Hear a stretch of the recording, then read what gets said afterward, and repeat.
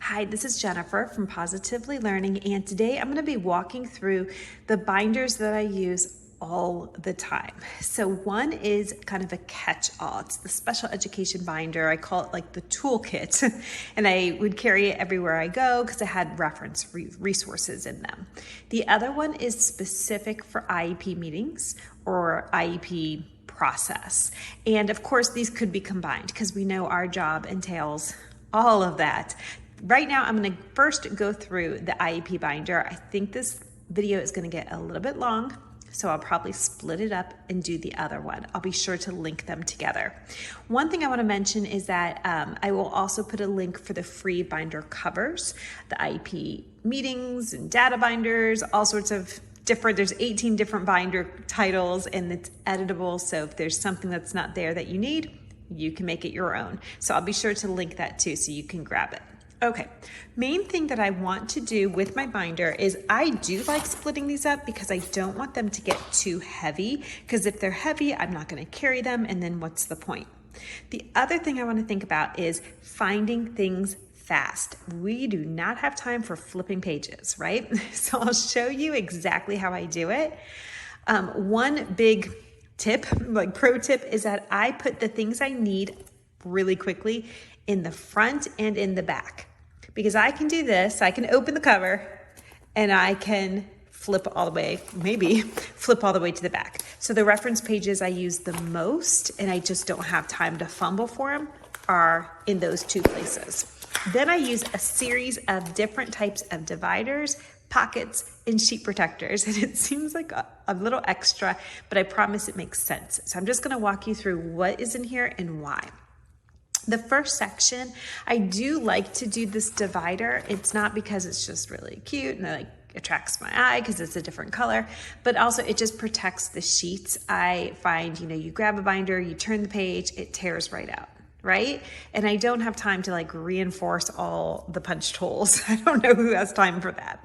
So what I do is I just put this divider in front. It's like the place where my sticky notes get stuck, and it just kind of protects that first page. So the first section is always going to be communication logs. And I have several different kinds. All of these insertable sheets are available. They're definitely in the special education resource binder or bundle, excuse me. The binder's in the bundle. So it's all in there. Some things are also free, available individually in all different ways. I'll try to say it as I go, but at first I just want to show you what it is. So all these communications, I have a bunch of them. I print them on colored paper. You don't need to, of course. You can just have white copy paper. But I have several different kinds. The front page is like the catch-all. That's like the list version. Then I have other types which are more where you're going to add a little bit more detail. Now, the way our system was set up is we did have to enter them digitally. And it was like a very archaic system that liked to like delete as you write. I mean, it was something else. Yeah, I think it was it wasn't the city, it was like the whole state, their format. So I did want to still keep notes because the digital wasn't something I could go back and refer to very easily. But I wasn't going to do a whole lot on this page because that's kind of like doing double work. So I write down what I need, the key points, and then I put the rest in the digital system. So I really like this page because this is August, September, October, November, and so on. It's the whole year. So this is for third-party billing, which is something I had to do as part of my role. If you don't need to do that, then just consider yourself lucky. And I'm sure you have other things that you have to do. But what you would do is just put your caseload, print extra copies if your caseload goes well beyond this. And then I just did this for any time I filed third-party billing. I would check them off that month was done. Not only did we have to like complete the billing, but we also had to file the billing and then file electronically. So it's, we do our job several times in a row. So this is why I had a checklist. And I also had some extra copies that don't say third-party billing. So that would be good if you wanted to check off like progress monitoring or different things you send home every month. You could use it for many different things. I love having it on one page. There's more annual meetings list, my caseload, IEP progress reports, are they done, name, quarter and so on. I put the ID because our school used a student ID to identify. I did not know them. It was like a 17-digit number, but we had to put them on everything. So I always wanted to have the ID handy. Different types of caseload contact lists and so on. Service trackers if you need to do that. Just lots of different options, whether you're working with students online or in person. So that's always going to be the first section, is the communication logs. The next section is a section of indirect consultations. That was a very important part of my job, where I was giving consult to the gen ed teachers. You may not do that in your school, or you may, I do not know, but we had to document everything. So it was, I would say, I mean, it's going to be indicated on the IEP how often you're meeting. Ours tend to be once a month.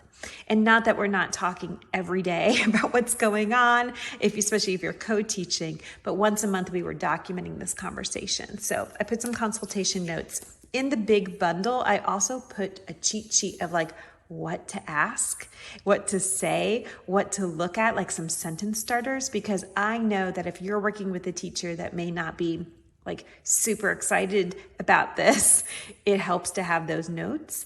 Hopefully you're working with a teacher who's as excited about working with your students as you are.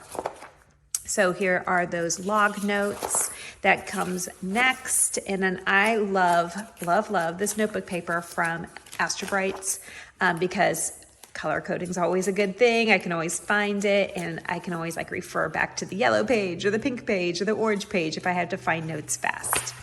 The next section kicks off with a sheet protector, and that way it's kind of serving as a divider. It's the IEP meeting checklist, present levels cheat sheet, present levels that I can copy and paste. This is available in the bundle. It's an exemplar, and I don't copy and paste it like the same information, but I copy and paste it and leave blanks where the data is going to be filled in. This saves you so much time. Plus, I mean, if I may say so myself, it's well written because I had to write it once. So I made it like the best I could make it. And that way I always have a very well written present levels on the IEP. IEP goal writing ideas.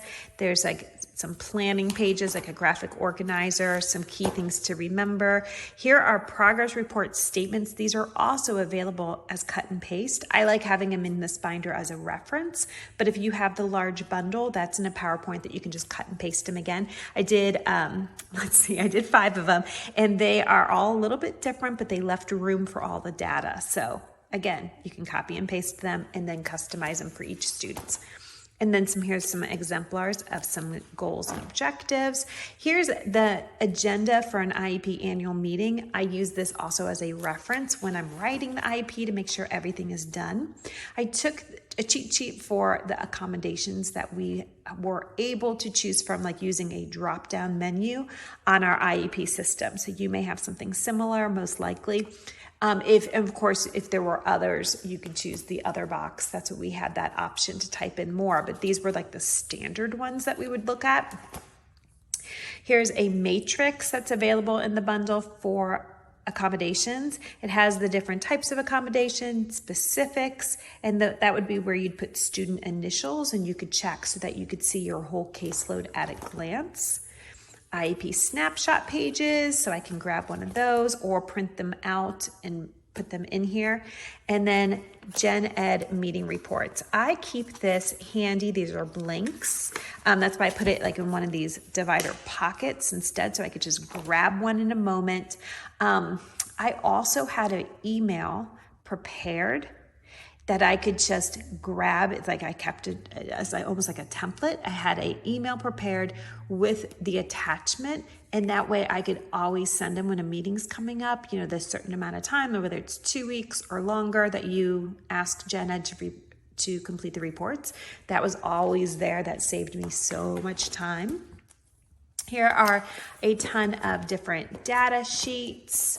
More data sheets. These are more of the IEP specific. I have some other data sheets that I keep in that binder, but these are more like the goals and objectives, progress monitoring. These are free.